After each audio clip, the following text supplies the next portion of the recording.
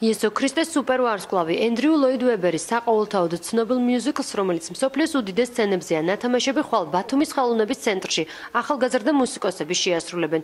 თეატრალიზებულ სპექტაკლში მუსიკალური ცენტრის ახალგაზრდული თეატრის მსახიობები უკვე მეხუთედ ითამაშებენ, მაგრამ ამჯერად განახლებული განათებით და შეცვლილი მიზანსცენებით. როგორც მუსიკალურ ცენტრში ამბობენ, სპექტაკლი იზიდავს ყველა თაობის მაყურებელს და სასიამოვნო მოსასმენია მსოფლიოს ცნობილი მუსიკალური კომპოზიციები, რომლებსაც მიუზიკლს შეასრულებენ. კონცერტი ხვალ 8 საათზე გაიმართება.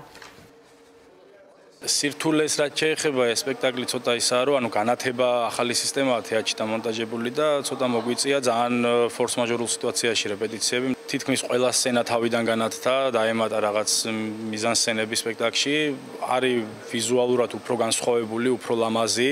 მე ვთამაშობ მარია მაგდალინელს. რთულია იქიდან გამომდინარე, რომ მსოფლიო კლასიკად არის ეს როკ-ოპერა აღიარებული და ძალიან საპასუხისმგებლოა.